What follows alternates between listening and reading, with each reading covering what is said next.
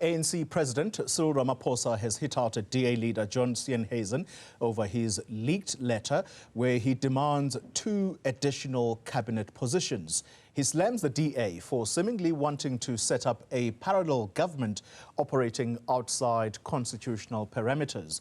Ramaphosa adds that the DA's proposals don't align with the principles of the statement of intent to form a government of national unity. The president also criticizing the way Steenhuisen submitted these latest demands, saying it undermines the process they committed to following. Now, Ramaphosa has reaffirmed his intention to finalize talks as well as consultations by the end of the week. Meanwhile, the Democratic Alliance earlier confirming their acceptance of 6 cabinet posts, which are Home Affairs, Basic Education, the Trade and Industry Department, Public Works and Infrastructure, as well as Communications and Environment. All right, let's try and get some detail around this now. And Newzroom Africa's contributing political editor, Vuyo Mvoko, joining us this evening. Vuyo, good evening to you. The back and forth between these 2 parties, Democratic Alliance and the ANC, are things going pear-shaped, or is it part and parcel of a very rough negotiation process? With so much at stake, I mean, it's not surprising that you're seeing the toing and froing and the tempers are now flaring, because you have a president that has to do what needs to be done. The nation, and not only us, of course, those who have to deal with our country, are also anxiously waiting for certainty around his cabinet. And the DA has been playing a bit of a high-stakes game. And I think it was only a few days ago when we sat and we spoke about this, but also, I mean, at the weekend when it looked like things were indeed going to happen. In other words, an announcement was going to be made. And you could tell from how, I think, the federal chairperson of the Democratic Alliance has been handling this process, what the ANC saw to be humiliation of their leadership, but also an undermining of the very process itself. Now, you can argue about whether the DA was making demands or talking about things that it had put before the ANC to say, these are our demands, then we can talk about whether you agree with us or not. You can argue over that. But they did come across as though the DA was essentially cracking the whip here and coming as all of that did on the back of an ANC that was not necessarily homogeneous, that wasn't necessarily agreeing, you know, over whether, in fact, to go with the DA or not. So it created a lot of, in my view, unnecessary panic, but also anger, certainly on the part of the ANC and its supporters. While on the other hand, there were people within or associated with or supporting or backing the DA even, who felt she was a bit too aggressive in a way that would actually jeopardize the whole process. Yeah. And that's why we are here today. Let's talk about the positions, Vuyo, because we now know what these portfolios are. It's about 6 of them. And based on what I'm seeing here, these are quite powerful portfolios. But it would appear there is haggling over the trade, industry, and competition portfolio. Is that portfolio now in question, or is it still firmly part of those that the DA is promised? The reason you have a cabinet is because a government has to take care of every aspect of our lives. So theoretically speaking, every cabinet post matters. Of course, some then get to be more equal than others. But I think it's important to point out that John Steenhuisen, you know, where the correspondence is, remember, Helen Zille was leading all along, and I think it was in the interest of both parties that someone else begins to handle, so that you are able to contain, you know, the temperatures. Right. So he did accept the 6 that was offered, but then wanted an additional 2, which he said in his letter they are on the verge, you know, of an agreement, subject to this particular part of his demand being addressed as well. Now, so I wouldn't say that, you know, trade and industry, you know, competition is now the big ministry or point that they are necessarily fighting over. I don't think it's a deal breaker at all. I did say on a few days ago that, I mean, the position of Deputy President was never even up for discussion, certainly where the ANC is concerned. So the big issue here, it would seem, is that is these 2, but they are creating problems for President Ramaphosa because the ANC doesn't think that even the position, I mean, the posts that the DA is being given is what should be due to them. And so he's facing an internal fight back, you know, where leaders of the ANC feel that there's been too many concessions, number 1, but 2, humiliation as well because of how the DA has handled the process so far. Hence, there was correspondence between the Secretary General of the ANC and the structures of the ANC that this weekend, Saturday and Sunday, the ANC leadership will be communicating the decisions, but also the spirit and letter of this agreement in what to take the nation forward. Now, all of that has been stopped. Right?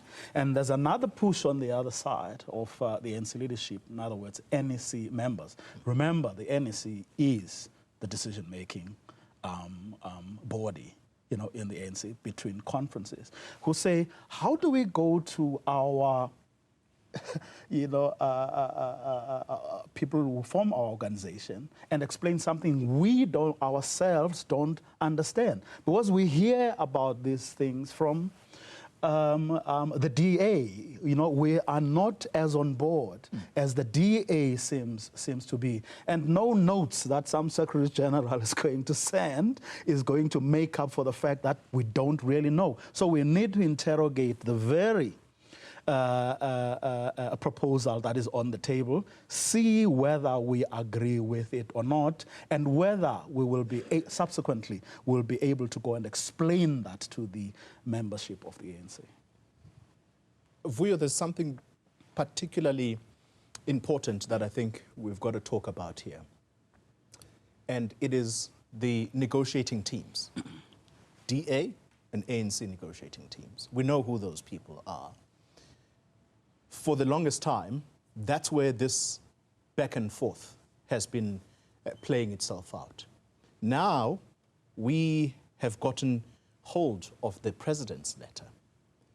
Now, I'm bringing the president's letter in order to vocalize the voice of the 2 leaders, because when the negotiating teams are not finding each other, it is then left to the leaders to talk to each other, so that there is common ground. And so far, it would seem that they've had that good all along. Now the president, his voice is heard through the letter, and he is unappreciative of the manner in which the DA is handling this, particularly these demands that are done via quote-unquote correspondence. He says negotiations like this are better handled face to face, which is what we have been doing, you and I. I'm taken aback by the demands of 2 more portfolios. Is this thing falling apart, Vuyo? And I'm asking this on the basis that the president seems very unhappy about the manner in which the DA is conducting this. In the DA, you have a relative to the ANC, certainly, a more homogeneous group, but you can argue about who the powerful people are who give direction or whose word prevails at the end of the day. And I think bringing Steenhuisen to be the one corresponding with and meeting with the president did only dealt with only a part of the whole thing. Because obviously, when he then went back, right, to report to his constituency, I said, no, this is far too little. Tell him that we want more. So on the one hand, you have a machinery that's a little more well-oiled compared to that of the ANC, but also a little more aggressive, or as some people within the ANC feel, a bit more rude, dictatorial, and actually condescending, undermining, and all those things. But you also have in the ANC not a group that is, people who are not necessarily, singing from the same hymn book. Pulling together. For a whole variety of reasons. And if you remember right at the beginning, right, when the DA first came out with what it was negotiating and suggesting and how it felt about the whole thing, it said, and I remember speaking to one of the leaders who were involved in the negotiation process, saying, well, we understand that the ANC has a lot of people to consult with, and, before they can go. Yes. So we've asked them to, then do their thing. We'll wait. It's a disparate group within the NEC itself. You also have alliance partners, But remember, you also have all these other political parties that the ANC has asked to come out, or has agreed that they should come on board.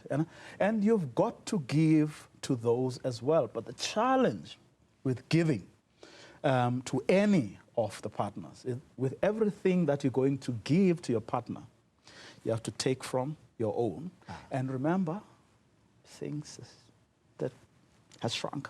It's getting smaller. A bit. Yeah. It's gotten smaller. So it then, there's a lot of nervousness, but also pushback, from within the ANC itself, that you have to give as little as possible. For example, it was interesting for me when the DA said, well, okay, if this is all you're giving us, right, demonstrate to us that you too have had to forgo something.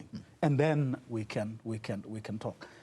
And it does seem like the ANC is not ready to go to that. And of course, the implications for President Ramaphosa of going ahead with something that there is not a lot of buy-in into, very dangerous. That's actually tantamount to. So, Vuyo, the amount of attention paid between the DA and the ANC is primarily because these two parties constitute the largest in terms of what they bring to the table. If things fall apart between the ANC and the DA, can the ANC honestly stitch a government of national unity without the DA? And I'm saying this on the back of what Nomvula seemed to be intimating towards, Nomvula Mokonyane, whom I sat with this week, although she was at the same time almost non-committal. She didn't quite answer the question. Can they do it without the DA? The numbers terms, when you look at everyone who is on board now, you're there in the 200. That's like, that arrangement that you've seen how that arrangement has worked at local government level, where today this partner decides to throw their lot with the other big party, and the next day, whenever they are unhappy with the goings on there, then they change and then go to bed with the other. And that's been the cause of instability at local government level. You don't want that to happen. So but then, subtracting the what's the EFF alternative? It then now forces the ANC to go with the EFF and or the MK party. Now that again divides the ANC.